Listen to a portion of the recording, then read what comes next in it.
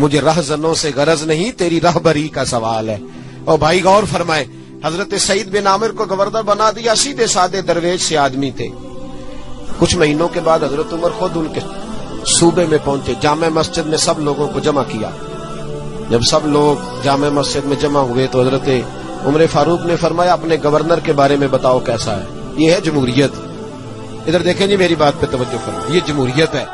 Governor سامنے کھڑے، فرمایا بتاؤ گورنر کیسا ہے؟ تو لوگوں نے کہا 4 شکایتیں ہیں گورنر صاحب سے۔ اس کو حضرت ابن جوزی علیہ رحمہ نے نقل فرمایا، 4 شکایتیں۔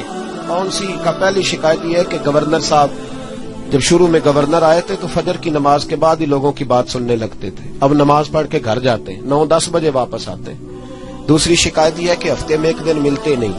تیسری شکایت ہے صرف دن کو ملتے ہیں، رات کو نہیں ملتے۔ اور چوتھی شکایت یہ ہے کہ کبھی کبھی رونے لگتے اور بے ہوش ہی ہو جاتے ہیں۔ آپ نے عجیب دیوانہ گورنر بنا دی۔ حضرت عمر نے حضرت سعید بن عامر کی طرف، بول بھئی تیری شکایات ہیں۔ جناب سعید بن عامر کہنے لگے حضور میرا راز نہ ہی کھلتا تو اچھا تھا، اگر آپ نے کہا ہے تو کہہ دیتا ہوں، بتائیے۔ فرمایا تیری پہلی شکایت ہے کہ تو فجر کے بعد گھر جاتا ہے، 9-10 بجے آتا ہے۔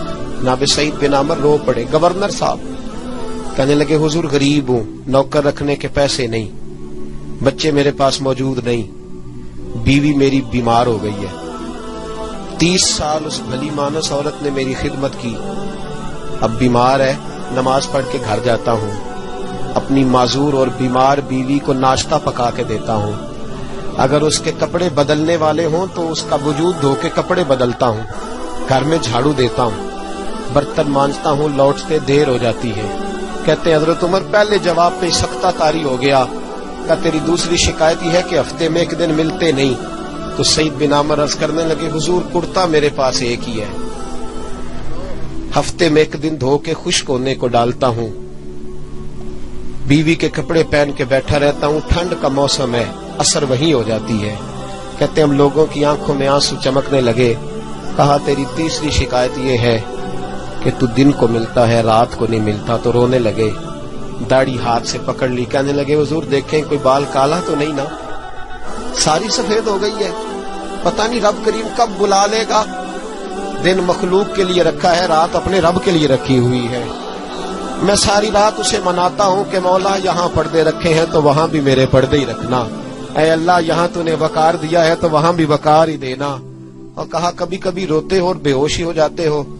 کہنے لگے حضور بہت پختہ عمر میں کلمہ پڑھا تھا، 40 سال کا تھا جب کلمہ پڑھا، جب 40 سال کے گناہ یاد آتے ہیں تو رو پڑتا ہوں، سوچتا ہوں کہ میں تو 1 ہفتے کا حساب نہیں دے سکتا، 40 سالوں کا کیسے دوں گا حضور؟ پھر مجھ سے برداشت نہیں ہوتا، پھر تڑپ جاتا ہوں۔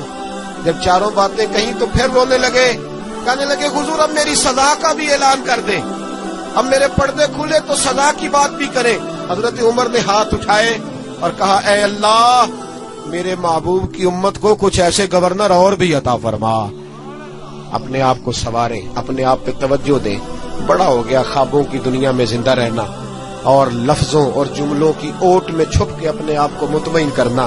اب ذرا عمل کی دروازے کی طرف بھی اپنے قدم بڑھائیں اور کچھ کام ایسے بھی کریں جو ہمارا اور ہمارے رب کا راز ہو، اور صبح قیامت وہ ہمارا خزانہ ہمارے کام آئے، ہمیشہ مدحت خیر الانام میں گزرے۔